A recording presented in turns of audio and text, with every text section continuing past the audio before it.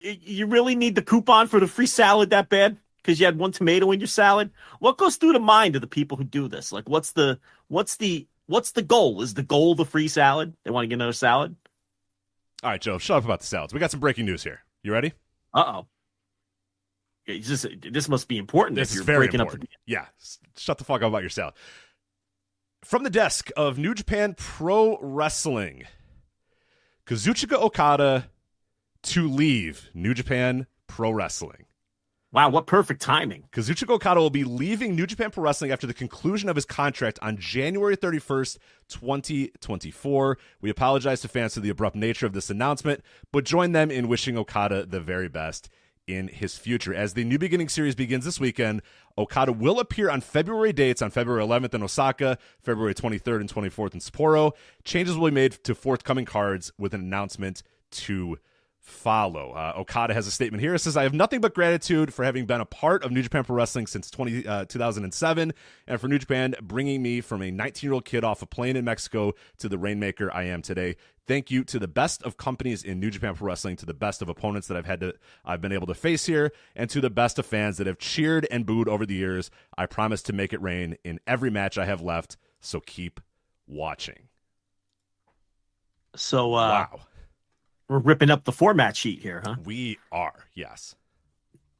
So, I have to say, would this be related to this news that, well, not news, but this little bit that surfaced today? How about this Tony Khan tweet? And I quote, "It's going to be an amazing 2024 at AEW." You know, didn't we talk last week when Tony starts getting sassy on Twitter? He's got something up his sleeve. It's usually when he's got something. When he's puffy chested is when he's Tweeter Tony the most. Got something up his sleeve. So I don't know. That could be what Tony's got cooking. Big. That is big, man. So you're talking Battle of the Valley, which we just saw was Will Ospreay getting the hugs, getting the thank you, Will, do the speech. Thank you, New Japan, for everything. And his opponent on that night was Okada, who then, 7 days later or whatever, posts, thank you, everybody. Thank you. I'm out as well. That's a bit of a 1-2 punch to lose there. And we've talked about in the past of, those many, many years ago when Nakamura left and AJ left and Carl Anderson left and all those guys, and we were talking about, I guess, Gallows too, but to a lesser extent, Luke Gallows.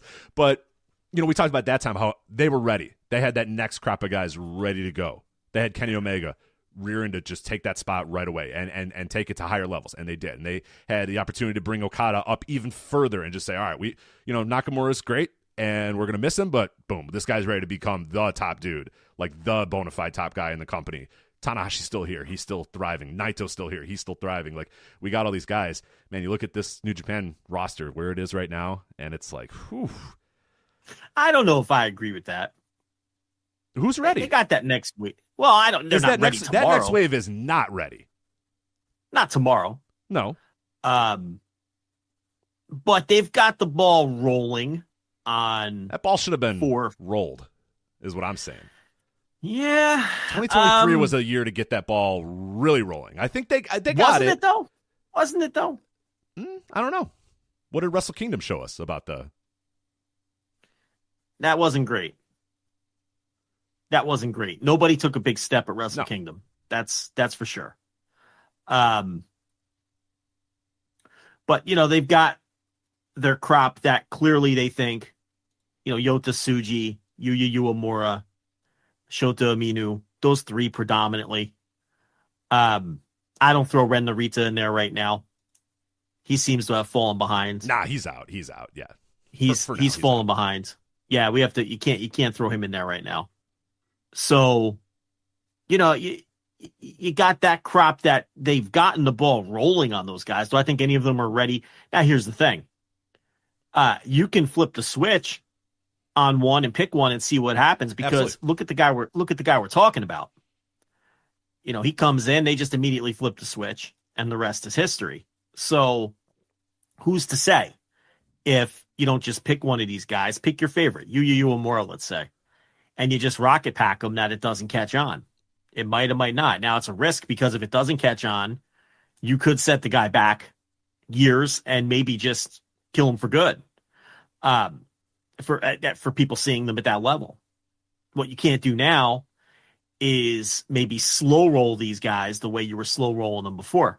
Now, there was speculation that Okada, when he hired Barry Bloom or allegedly hired Barry Bloom and then Obari stepped down, that maybe Okada was just throwing his weight around because he didn't like Obari. Mm-hmm. Tanahashi got appointed as president and all that sort of stuff. Right.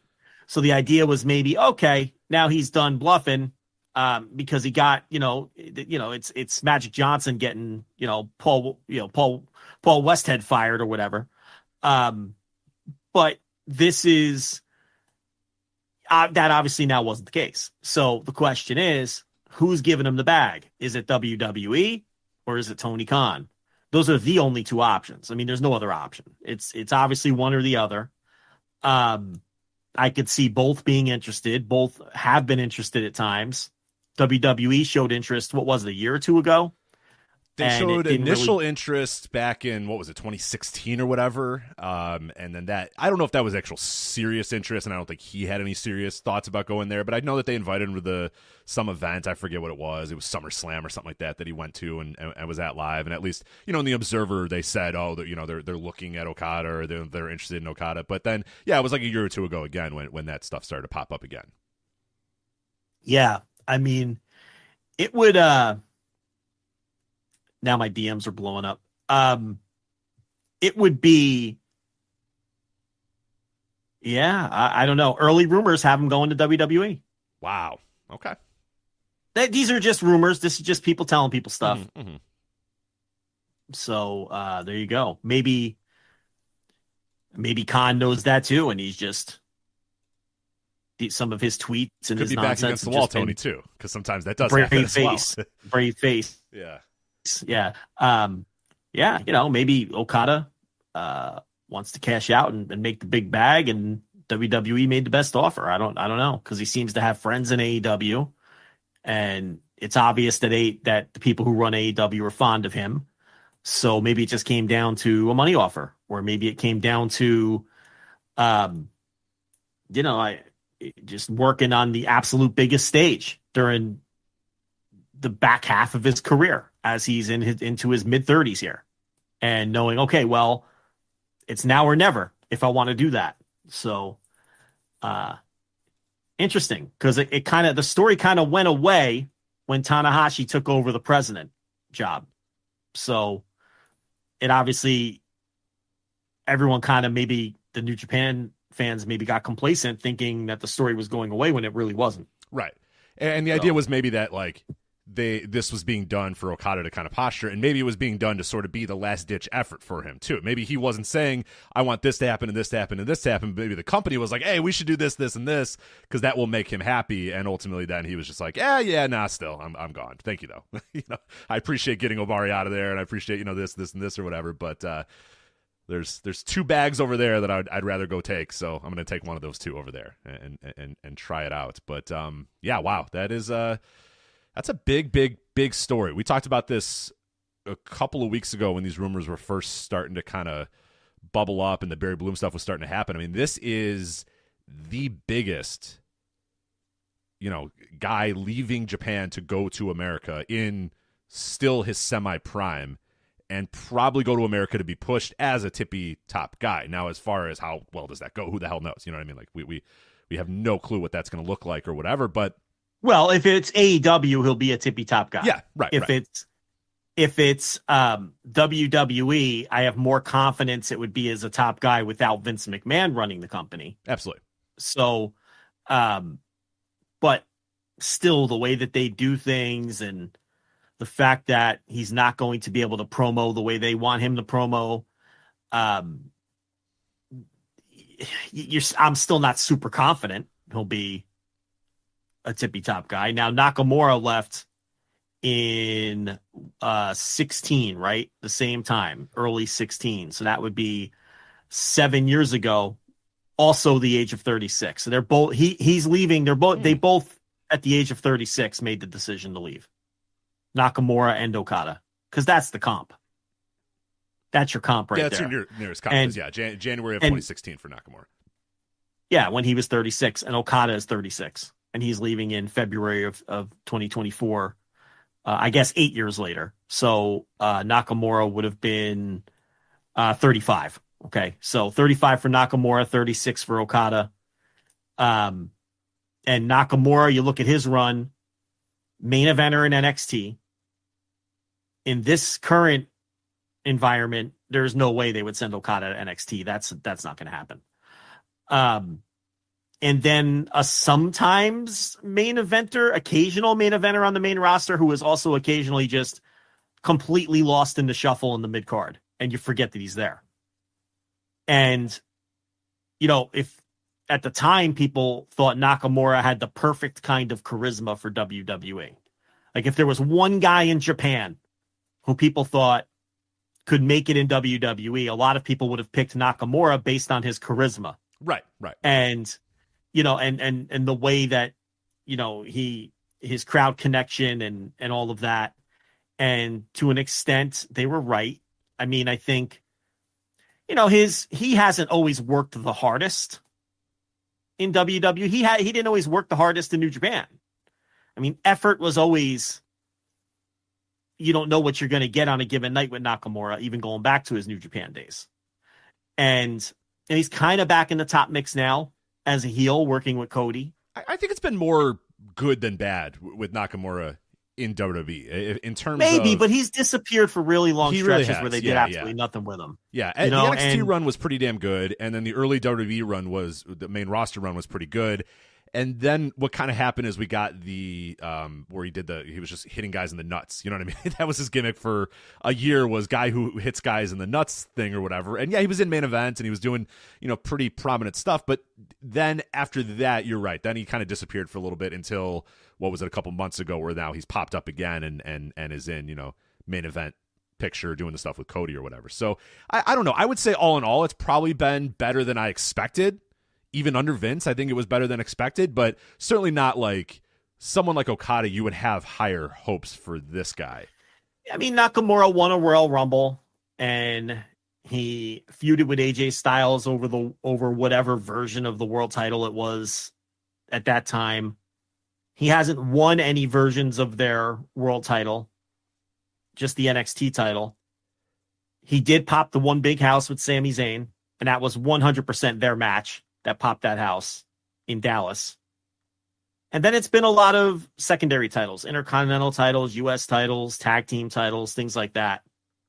The other difference, though, is if Okada were to land there, he's coming in a much, much bigger star than Nakamura was when he came in. Right, exactly. And Nakamura was a pretty significant star.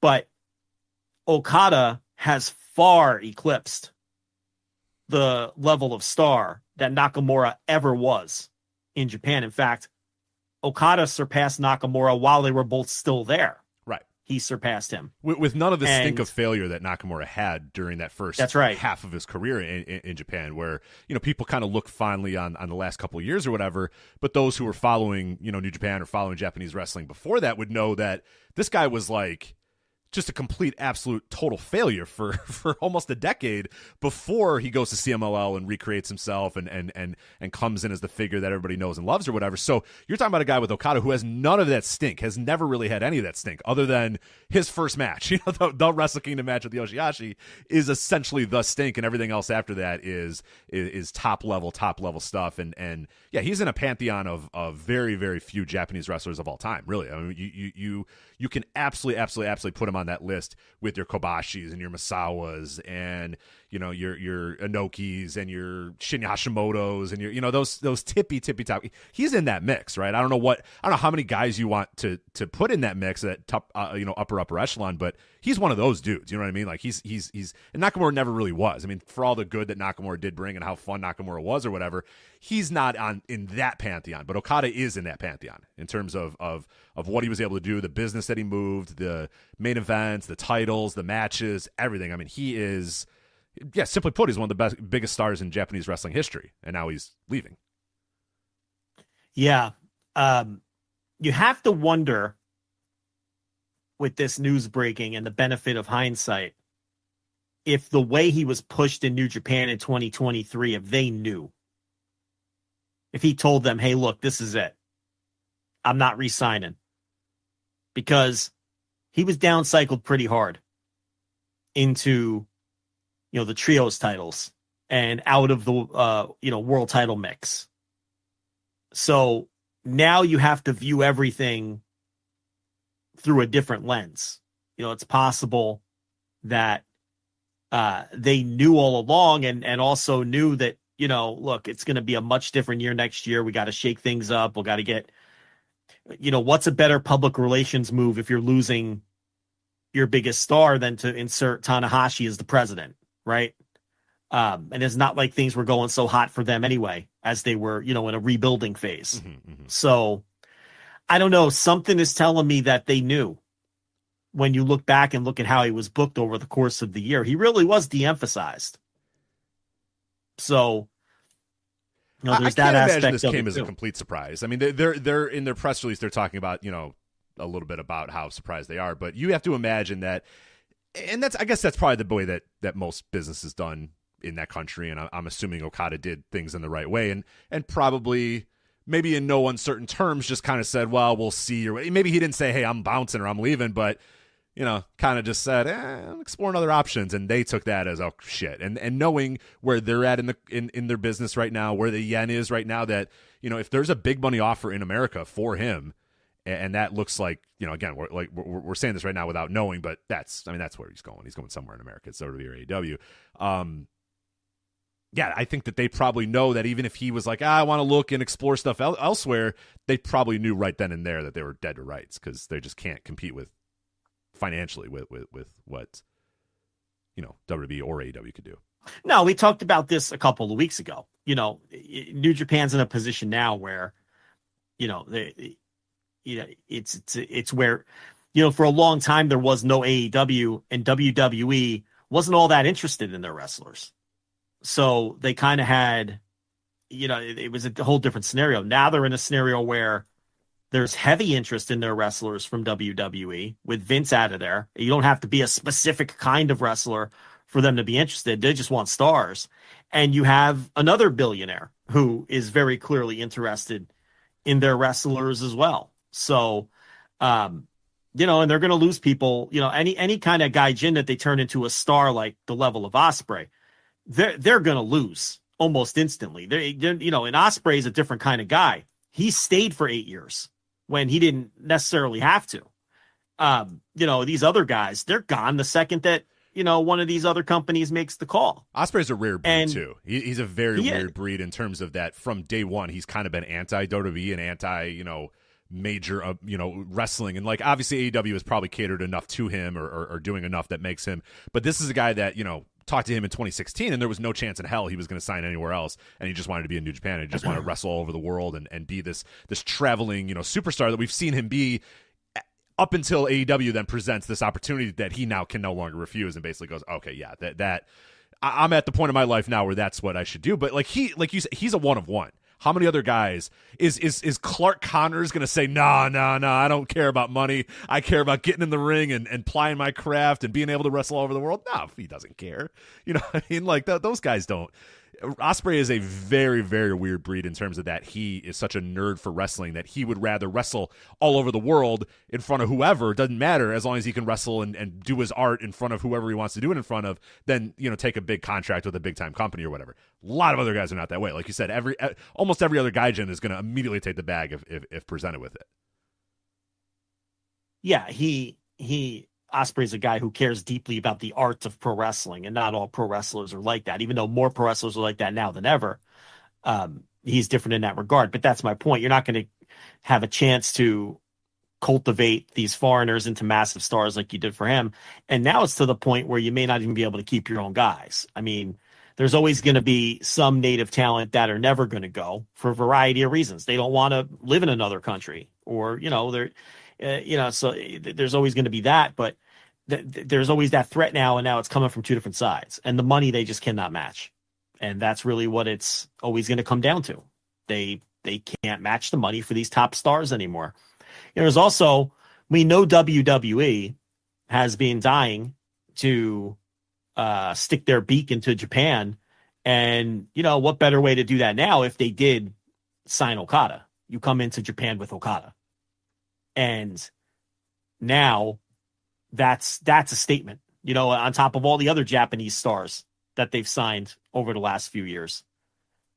You're coming in with arguably the biggest one on top of Nakamura, on top of Io Shirai, on top of Asuka, on top of, you go right down Kairi Sane and toss Akira Tozawa in. And, now you're really coming in with impactful stars that are going to get people's attention in Japan. So if that could be a big piece of this too. So there's just a million different branches to a story like this.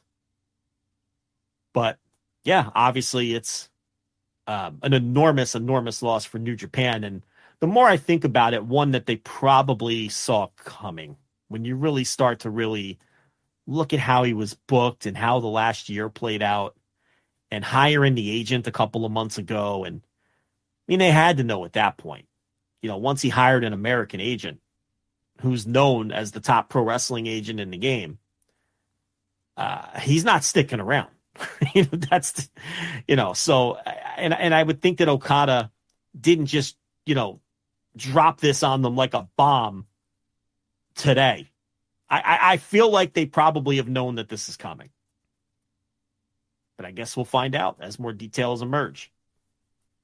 Yeah, wow. So again, if you're just jumping in right now, New Japan officially announced Kazuchika Okada leaving New Japan Pro Wrestling at the end of the month. He is still going to wrestle on their February shows, but that will be it for him in New Japan, which is, just a massive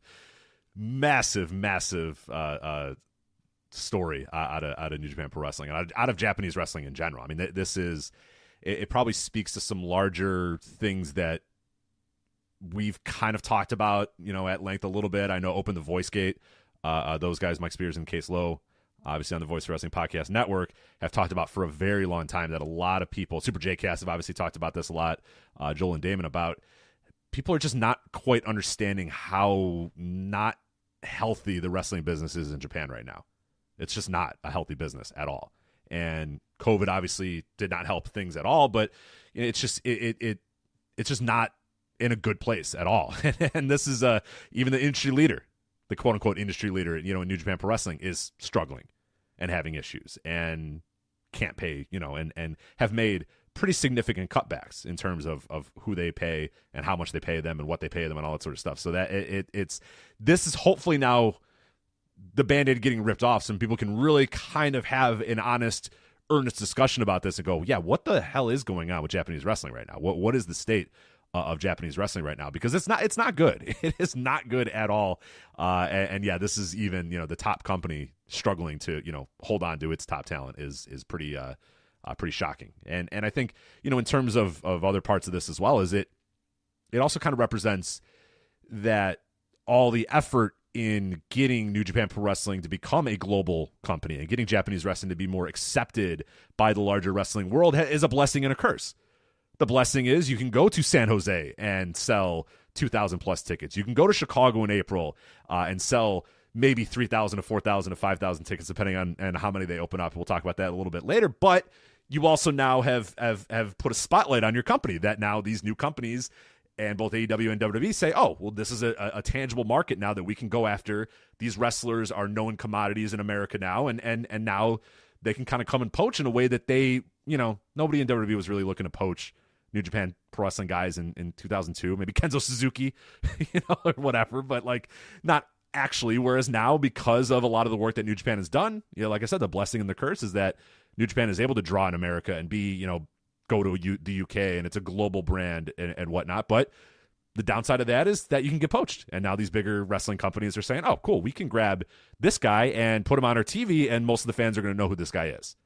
So a lot of the work is done. Thank you guys for doing the hard work. Now we're going to go sign this guy and present him as a big star. And that kind of, yeah, it's a good thing they did that, and I'm glad they did that, and it made, Japanese wrestling more accepted globally, by a lot of people. But the downside of that is that now you're right for the picking. All right, so Meltzer just tweeted that he gave his notice on Thursday night, which means that goes against everything I just speculated on, and that he did drop it on him like a bomb. Or he could have told him that he was mulling this, and it was just a formality that Thursday is when I have to the tell official, you. Right, the official, yeah, I'm definitely not coming back, came tonight. What time is it in Japan right now? In Japan, it's Friday morning, right? Yeah, because it was dated for tomorrow. This, right. Yeah. Like a couple hours ago. What we're talking about, right? Like, yeah, that's what I mean. Because it's 11 a.m. right now in Japan. It's 11 a.m. on Friday. It's 11 a.m. in Japan. Meltzer is saying Okada gave his notice last night in Japan. Okay. Because when you said Thursday, I was like, that was a long time ago. That's not, that was a week ago or whatever. No. That's today. Right. Yeah, exactly. That's today. Yeah. Right. Yeah. Yeah. So the early chatter, and remember, we do this show live. The early chatter amongst some wrestlers is that it's WWE. But that doesn't, how much is that worth? Next to nothing. But that's the early chatter. Yeah. So, we'll wait.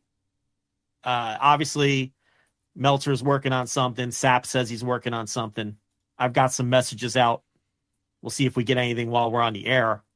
But I guess that rips up the format sheet. I guess we start with Battle in the Valley now. I suppose we do. Yeah. How can we not? That match has a much bigger connotation now than it did. Yeah, we're going to talk about a bunch of stuff on this week's show. We're going to, hopefully, time permitting, we were going to try to get to some stuff in CMLL, Osaka Pro, Big Japan Pro Wrestling. We'll see if we can get there. Yeah, we'll get to it. Yeah, we'll get to it.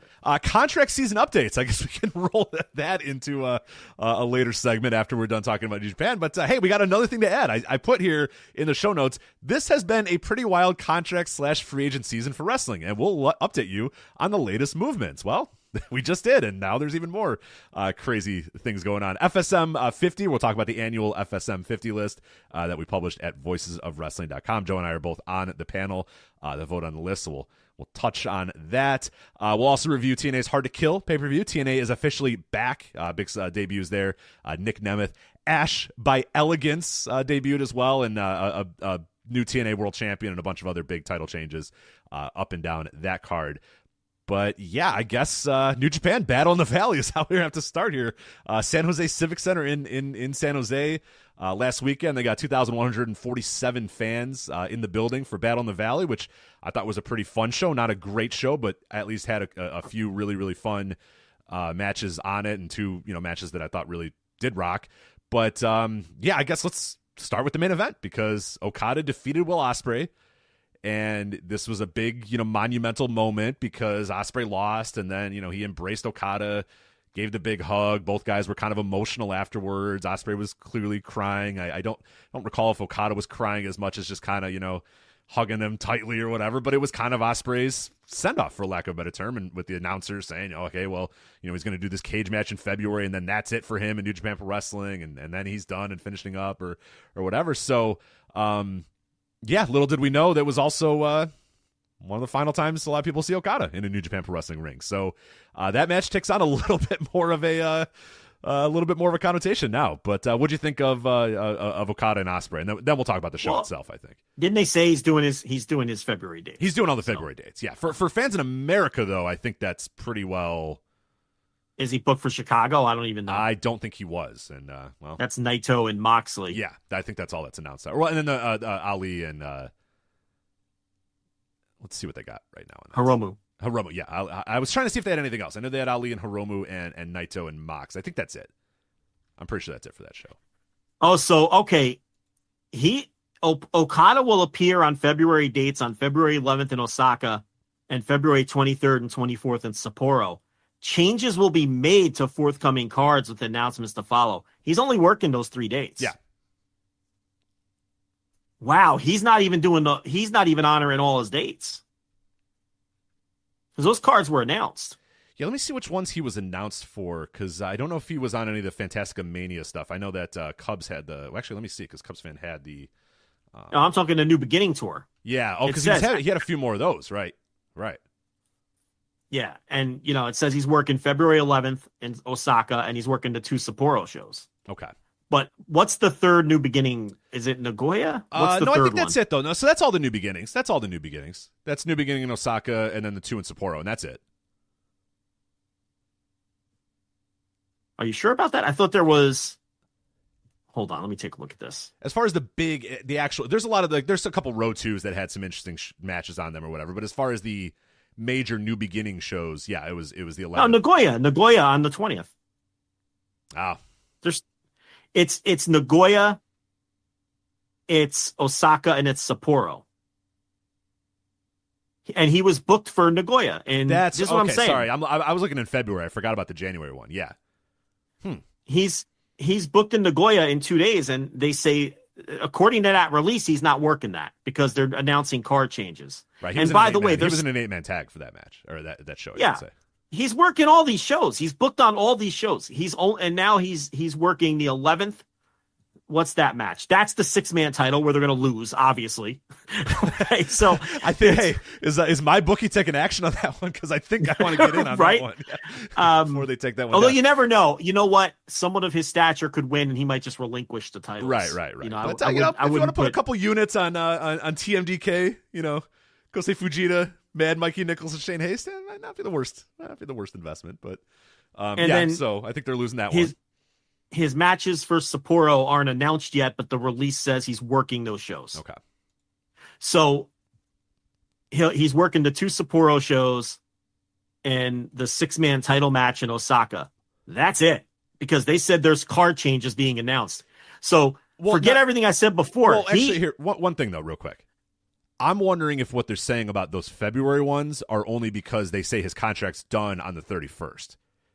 So they wouldn't necessarily – he's still beholden to his contract for the rest of January. That's why you wouldn't have to say the Nagoya thing. You wouldn't have to say any of the other things. But starting in February, now he's no longer under contract, but he is still – Oh, you're right. So he might work Nagoya. He might work Nagoya. You're right. Right. He'll work Nagoya because he's still technically under contract through the end of the month. But by the end of the month, he's no longer under contract, but he is still going to appear on – so he won't be on any of the Road 2 shows or any of that shit in February, but he's at least going to show up for Osaka and the 2 Sapporo shows. You're 100% right. You just unwound it. Okay. Yeah. That's so. I was just kind of. We're all trying to work this. We're all figuring this out on the air. He'll. This is what live radio is like. So he will work through the 31st because he's under contract, which means he'll work in 2 days in Nagoya. Right. They don't need to say that he's going to be there then because he's still technically under contract and adhered to the. So this is a notice to people who have tickets in February.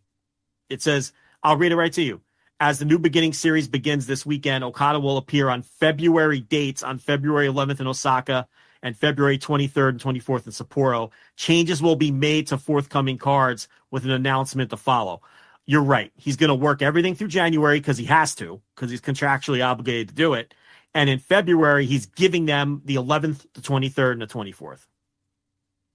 You're absolutely right. So any of these Korakuen shows or whatnot that he was scheduled to work, like the Korakuen shows on the 5th, for example, 8-man tag with Tanahashi, Makabe, and Ishii. He's probably not working any of these other New Beginning shows in February. Based on that wording, he isn't. Because it says there's card changes coming. So, and then he'd finish up in Sapporo because that's the end of the tour. Mm-hmm. He's going to work the 23rd to 24th, and that's it. Adios. Because they don't come back until the anniversary show on the 6th. And that'll be that. Trying to see if he was announced for any of the we could have maybe figured this out a couple hours ago if he was on any of the Fantastica Mania shows. I know Cubs fan had that the cards of all those. He does not appear like he was on any of them, so maybe that would have been a good barometer of how late in the game this came. Right. Well, if he was announced on all those, then it's like, wow, that was really late. But he, as far as I can tell, and it's possible he just wasn't going to work that tour or whatever. But of course. Yeah. Usually he works 1 or 2 of them. Yeah, does not appear that he's on any of these. So one sec, you people might hear a large ding as I search. Yep. He was not announced on any of them. So. Yeah. So they probably knew at least when they released the Fantastica Mania cards, which whenever that was. But I have breaking news. All right, what do you got? I have confirmation from a direct New Japan source that it was not set in stone until Thursday afternoon Japan time. So there you go. That's from New Japan. So they're under the impression that not under the impression, it was set in stone pretty. Yeah. So, okay. That's interesting right there. Okada informed them yesterday afternoon that he would not be renewing his contract. Okay. And I guess they waited until the morning time in Japan next day to announce it. I guess because it would hit late morning in Japan and at a decent time here. Right. Is when they announced it. So, you want me to ask about these February cards? Yeah, why not? While you got them, you may as well. We got some questions we gotta get answered here. So, wow, yeah. If you got the line, let's. These are what moments are like this are for. So get that word out, man. Yeah, this is wild. This is wild. It's I know there's a lot of people that are gonna be really upset and depressed about this, but I don't own any of these companies, so I think it's kind of fun. Makes wrestling kind of interesting, I'm not paid by yeah, well, companies, I mean, so. Look, I have no interest in him in WWE. Oh God, yeah. No, I mean that should go without saying. I don't have to really clarify that. There's a morbid curiosity of watching that coin drop and seeing him making his entrance. But then once he's fully embedded into that company, I'm not going to be interested in that. I mean, this idea that now that it's Triple H in charge, I still don't enjoy what they do. So, I don't have any interest in watching him wrestle there.